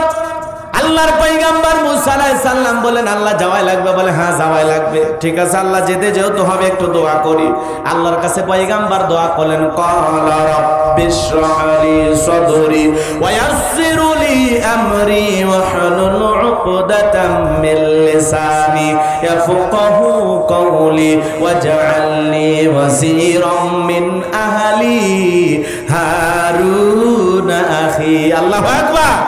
আল্লাহর পয়গাম্বার ডেকে বলে আল্লাহ আমার বক্ষকে প্রশস্ত করে দাও, আমার কাজকে সহজ করে দাও, জিহ্বার জড়তা দূর করে দাও, যাতে সহজে ওরা আমার কথা বুঝতে পারে। আর আমার পরিবারের মধ্য থেকে আমার ভাই হারুনকে আপনি নবুয়ত দান করেন। আল্লাহ পাক দোয়া কবুল করে মূসা আলাইহিস সালামের ভাই হারুনকেও নবী বানায় দিলেন। কোন সুবহানাল্লাহ। এইবার দুইজন ভাই মিলে যখন ফিরাউনের রাজ দরবারে চলে গেল, লম্বা কথা আমি সংক্ষিপ্ত করে 2 মিনিটে কথাগুলো বলে দেব, রাগজান করেন না বাজান, গভীর মনোযোগ দিয়ে শুনবেন। এইবার মূসা আলাইহিস সালাম ফিরাউনের দরবারে যায়, বলে আমি আল্লাহর একজন পাঠানো রাসূল। অনেক লম্বা আলোচনা, আয়াতগুলো তেলাওয়াত করে বললে ভালো হইতো। সূরা আরফের মধ্যে এর বিস্তারিত আলোচনা আছে, আরো বেশ কয়েকটি সূরার মধ্যে একই ধরনের সুন্দর আলোচনা আছে। এবার জানবো আমার এই কুরআনুল কারীমের ভিতরে সবচেয়ে বেশি মূসা আলাইহিস সালামের আলোচনা হয়েছে। কথা বলেন ঠিক কিনা? আমার ভাইয়েরা, বনি ইসরায়েল যত নবী আছে সবচেয়ে মূসা আলাইহিস সালামের আলোচনাটাকে আল্লাহ পাক লম্বা করেছেন, বিস্তারিত ভাবে বলেছেন। এবার জানবো আমার এইবার জালেম ফিরাউন বলে তুমি যে আল্লাহর নবী, কি এমন প্রমাণ আছে আমাদেরকে দেখাও, তুমি যদি সত্যবাদী হও। মূসা আলাইহিস সালাম যখন লাঠি ফেলালে সাপ হয়ে গেল, বগলের সাথে হাত বের করলেন, উজ্জ্বল চমৎকার সাদা সুন্দর দেখাইলো। এই দুইটা মজাজা দেখার পর জালেম ফিরাউনের সমস্ত লোক ডেকে বলে ছেলে তো বস্ত বড় জাদুকর, বিজ্ঞ জাদুকর, বিভিন্ন জায়গা থেকে জাদু শিখে এসে আমাদেরকে জাদু দেখায়, আতঙ্কিত করে। ও মনে হয় আমাদের দেশ থেকে বিতাড়িত করতে চায়। কি করা যায়? বলে জাদুকরের মোকাবেলা হবে জাদু দিয়ে। আসলে মূসা আলাইহিস সালাম যেটা দেখাচ্ছেন জাদু না মুজিজা। কিন্তু এই বেঈমানরা বোঝে না, কারণ সেই সময় যে জাদুর প্রচলন ছিল বেশি। ভালো করে বোঝার চেষ্টা করবেন। তখন তারা শহর বন্ধ থেকে জাদুকর সংগ্রহ করা শুরু করলো। হাজার হাজার জাদুকর ফিরাউনের রাজদরবারে উপস্থিত হলো। সমস্ত জাদুকর বলে ফিরাউন, আমরা যদি মুসারে পরাজিত করতে পারি তোমার শত্রুদের, আমাদের লাভ কি? ফিরাউন তখন বলে আমি তোমাদেরকে আমার দলীয় লোক বানায় নেব, আমার রাজদরবারে তোমাদের বসবাসের ব্যবস্থা করে দেব, তোমরা হবে আমার কাছের লোক। কিসের লোক? আমার এই উপকার করতে পারলে তোমরা সবাই আমার কাছের লোক। এই কথা শুনে বলে ঠিক আছে, আর কিছু লাগে না। বাদশা যদি কাছের লোক বানায় নেয় আর কিছু লাগে? এ কথা কর না কে?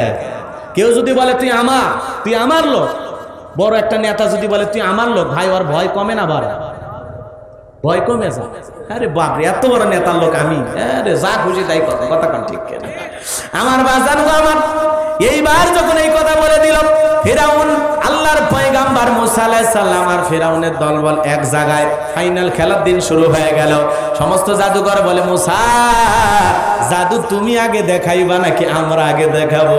মূসা নবী বলে না না, আপনারা আগে দেখান, ওস্তাদের মার শেষে। কথা কম ঠিক কি না? হাজার হাজার জাদুকররা জাদু নিক্ষেপ করলো, বাঘ বানাইছে, ভাল্লুক বানাইছে, রশি বানাইছে, সাপ বানাইছে, আগুন দেখাইতেছে, এমনকি মানুষের চোখে পর্যন্ত জাদু করেছে। মূসা আলাইহিস সালাম দেখে আতঙ্কিত, বাপরে বাপ, বিশাল জাদু দেখাইতেছে।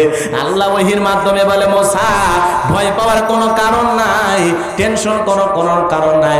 জাদু করা যখন সমস্ত জাদু দেখানো শেষ হয়ে গেল, মুসা নবীকে বলে মুসা আমাদের জাদু দেখানো শেষ, এইবার তুমি দেখাও।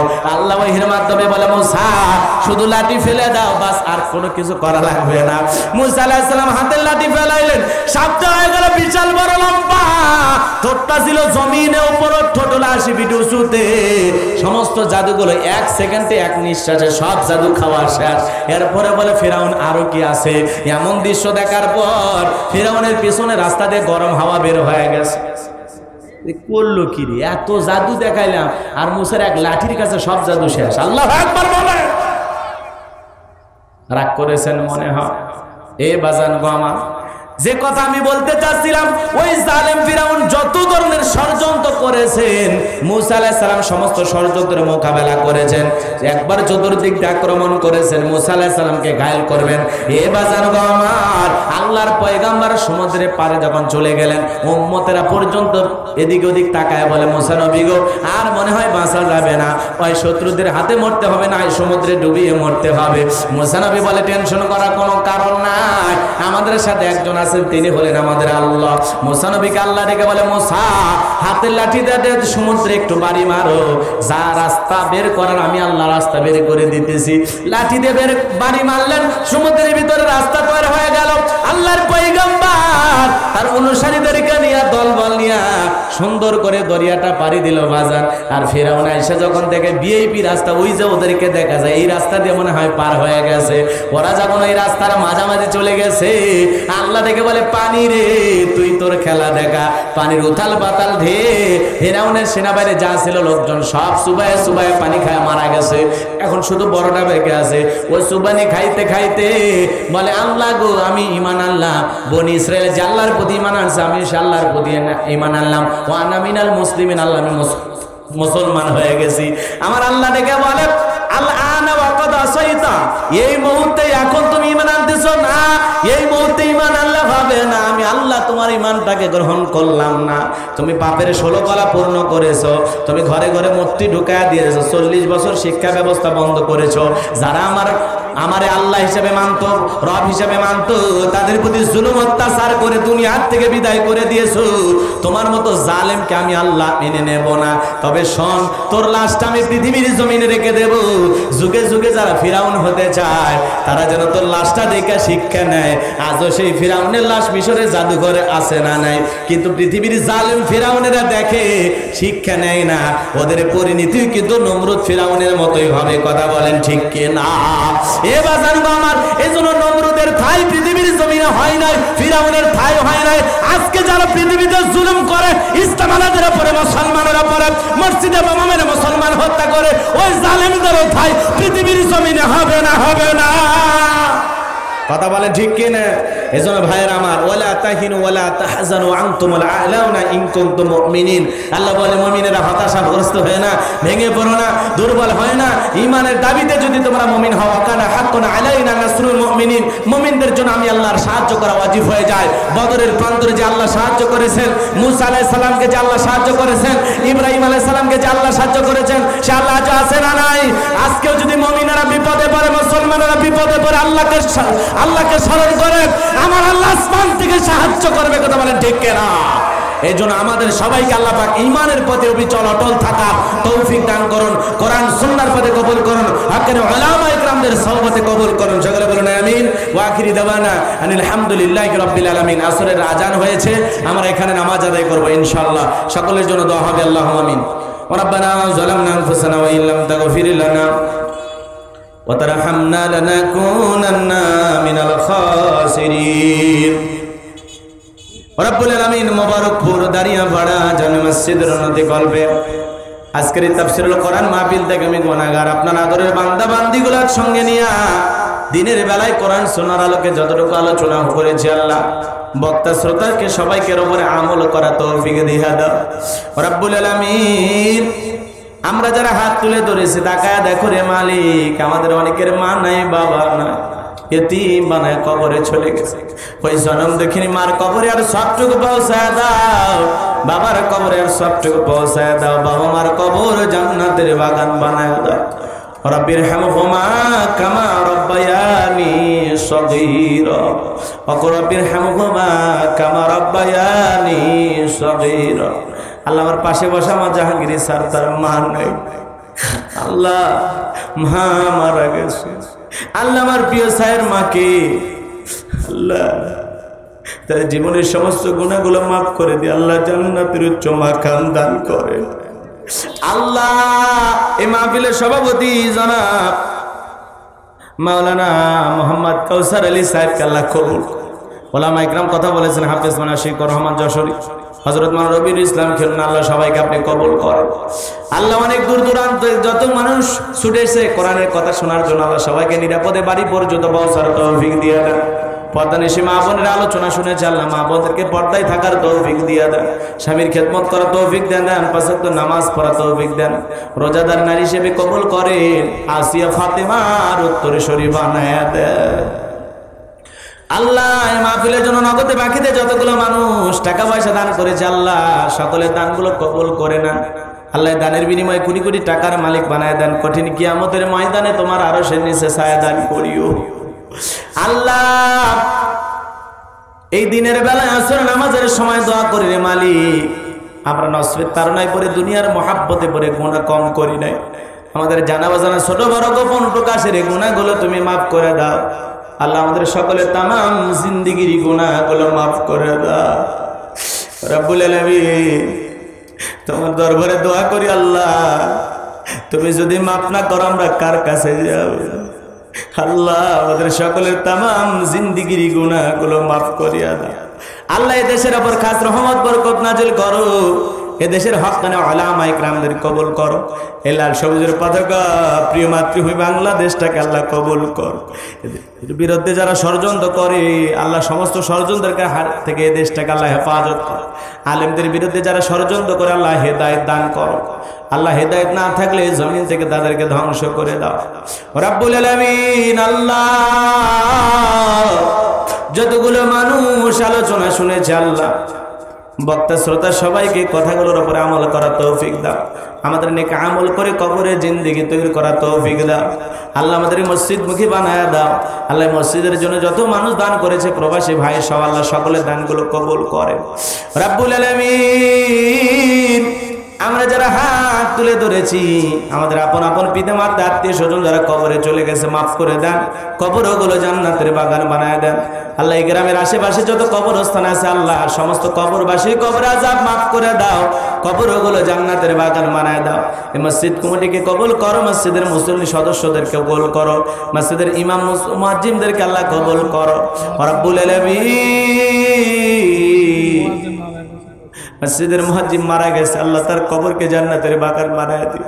আল্লাহ মসজিদের যত কাজ আছে তোমরা গায়বী খাজানা দ্বারা আল্লাহ ব্যবস্থা করে দাও রব্বুল আলামিন। 2-3 বার তার আয়োজন করে অনেক আর্থিক ঘাটতি হয়েছে আল্লাহ আমার যুবক ভাইদেরকে আল্লাহ কবুল কর রব্বুল আলামিন। আক্তার ভাই অনেক সহযোগিতা করেছেন আল্লাহ আক্তার ভাইয়ের হায়াত বাড়ায় দেন। যে বাড়িতে খানা খাইলাম বসলাম ওই বাড়ির উপর খাস রহমত বরকত নাজিল করেন রব্বুল আলামিন। আমার সাদিকে কবুল করো, আমার নূর ভাইকে আল্লাহ কবুল করো, আমার রহিম ভাইকে আল্লাহ কবুল করো।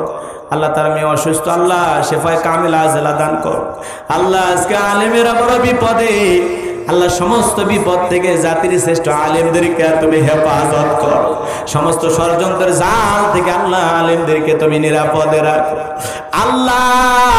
জানি না ভাগ্যে কখন কি বিপদ আসবে, তোমার কাছে করুণা চায়, তোমার কুদরতি কদমে ভিক্ষা চায় আল্লাহ গো। বিপদ যতই আসুক আল্লাহ সবরকারী বান্দা বানায় দিও আল্লাহ। যে ইজ্জত সম্মান দিয়ে কোরআনের ময়দানে কবুল করেছো ও আল্লাহ এই সম্মান মৃত্যু পর্যন্ত বজায় রাখার তৌফিক দিয়ে দিও আল্লাহ। এই দেশের উলামা ইকরামদের হেফাজত করো, মসজিদ মাদ্রাসা কবুল করো আল্লাহ। আমাদের সবাইকে 5 ওয়াক্ত নামাজি বানায় দাও আল্লাহ। পিতামাতার খেদমতকারী সন্তান হিসেবে কবুল করো আল্লাহ। যাদের ছেলেমেয়ে লেখাপড়া করে ভালো মানুষের মতো মানুষের ভালো সুন্দর পড়াশোনা করার তৌফিক দিয়ে দাও, ভালো ছাত্র ছাত্রী হওয়ার তাদের তৌফিক দিয়ে দাও আল্লাহ। এই মাহফিলের জন্য স্বেচ্ছাসেবক যারা দায়িত্ব পালন করেছে কবুল করো।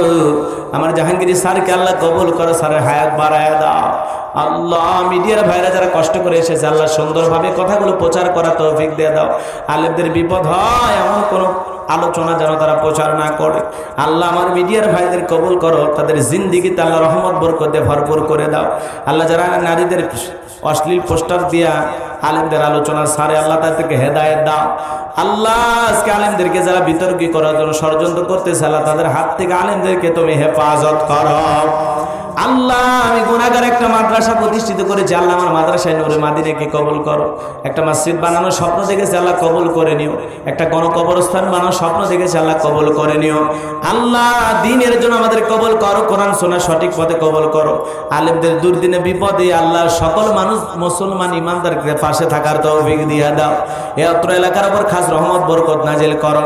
এলাকার প্রশাসনে ভাইদের কবুল করে, স্থানীয় নেতৃবৃন্দ যারা আছে আল্লাহ তাদেরকে কবুল করো। সুবহান রাব্বিকা রাব্বিল ইজ্জাতি আম্মা ইয়াসিফুন, সালামুন আলাল মুরসালিন, আলহামদুলিল্লাহি রাব্বিল আলামিন। জীবনে একটাবার খানায় কবাই কবুল করো। রাসূলের রওজার পাশে দাঁড়িয়ে সালাম দেওয়ার সুযোগ করে দিও। মৃত্যু যখন আসবে জবান জারি করে দিও লা ইলাহা ইল্লাল্লাহু মুহাম্মাদুর রাসূলুল্লাহ সাল্লাল্লাহু আলাইহি ওয়াসাল্লাম। আসসালামু আলাইকুম ওয়া রাহমাতুল্লাহি ওয়া বারাকাতুহু। যারা নামাজ পড়েন ভাই করে পড়ে না।